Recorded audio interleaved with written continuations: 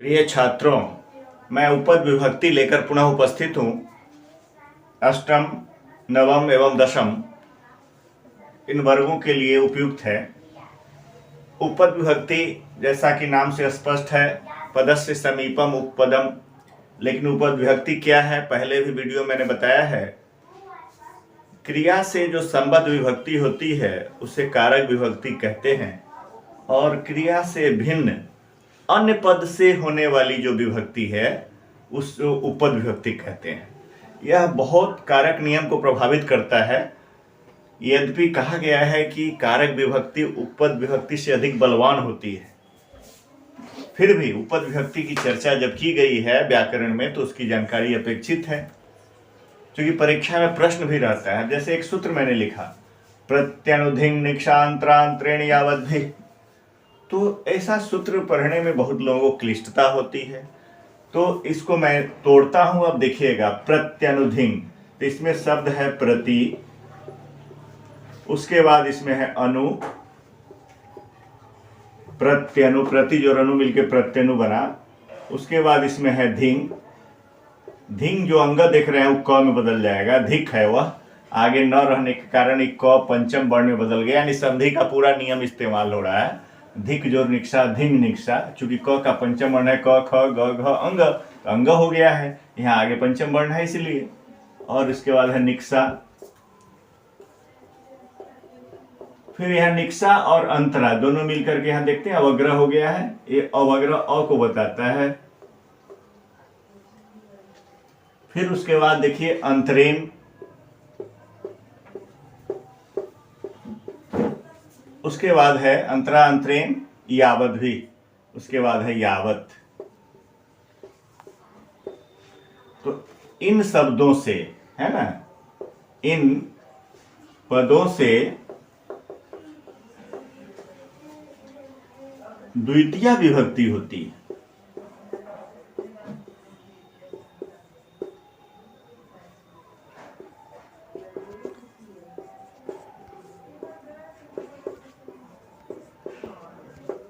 ऐसा इन पदों से मतलब इन पदों के योग में।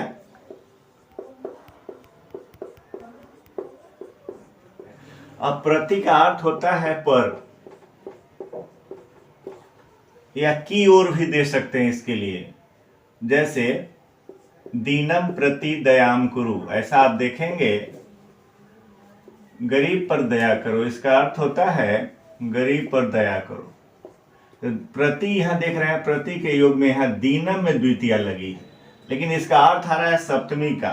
तो यहाँ कोई पूछेगा आपसे दीनम में इत्यत्र का विभक्ति है, तो आप बताइएगा कि यहाँ प्रति के योग में द्वितीय हुई है।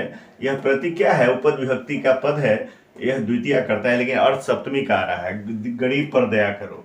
या निर्धनम प्रति भी कर सकते हैं।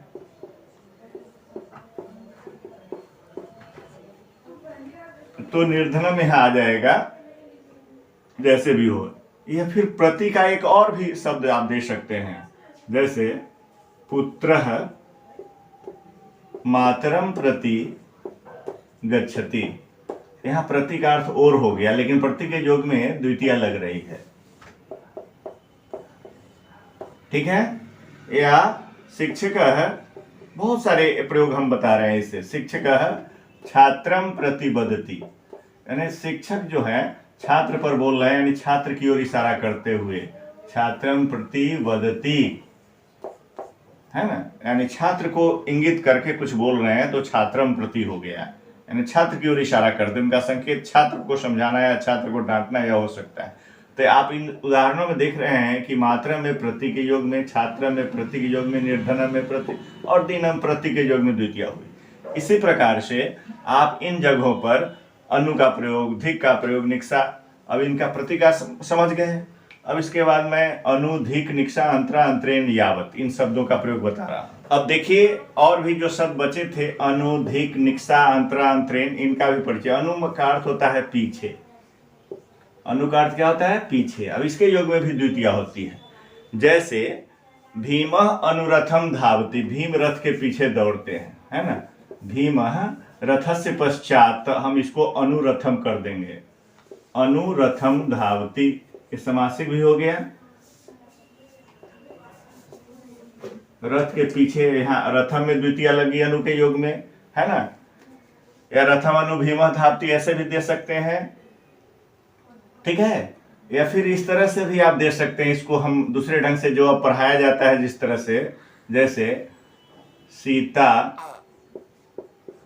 रामम अनुगच्छति या अनुचलती, सीता राम के पीछे जाती है, ऐसा भी आप बना सकते हैं, है ना। अनु के योग में यहाँ रामम में द्वितीय लगी, रामम अनु, अनुरामम समास बन जाता है। तो अनुरथम रथ से पश्चात, रामम अनु राम के पीछे, ऐसा भी बना सकते। यहाँ अनु के योग में राम में द्वितीय हुई, या अनु के योग में रथम में हो गई, तो रथम अनुधावती ये भी कर सकते हैं। इसको हम यहाँ ले आएंगे तो ऐसा भी हो सकता है, रथम अनुधावती। फिर धिक के योग में, जैसे अब धिक नास्तिकम, धिक नास्तिक को धिक्कार है।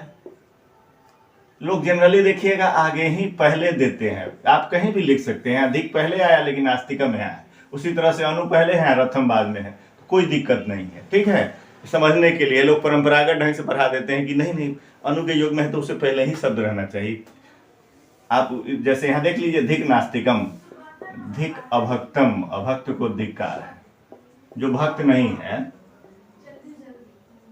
जो ऑर्थोडॉक्स नहीं है, हेटेरोडॉक्स, उसको अभक्त कहते हैं। निक्सा का अर्थ होता है समीप में, समीप। धिक का अर्थ होता है धिक्कार, किसी को धिक्कारना। अंतरा का अर्थ होता है बीच में। अंतरेन का अर्थ होता है बिना। यावत का अर्थ होता है जब तक, है ना। वैसे यावत तावत कंबाइंड अव्यय प्रयुक्त होता है, लेकिन अकेले यावत भी आप प्रयोग कर सकते हैं।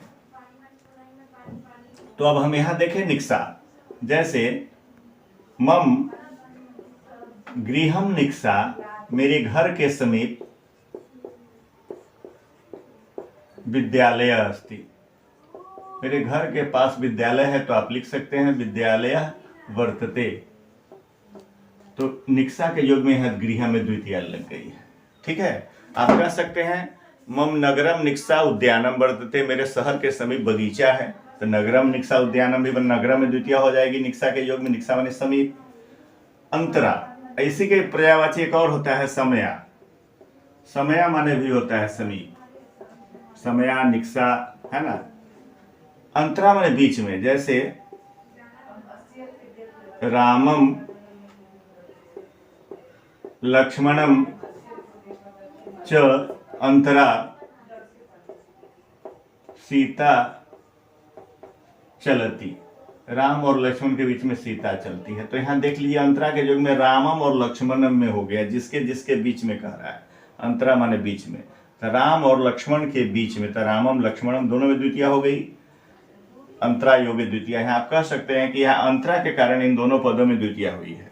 अंतरेन का अर्थ होता है बिना, जैसे बिना हिंदी में दिखाता है ऐसे संस्कृत में, तो इसके योग में भी द्वितीय होती है। अंतरेन का भी वही समानार्थी पद है, बिना और अंतरेन दोनों समानार्थी है। जैसे आप कह सकते हैं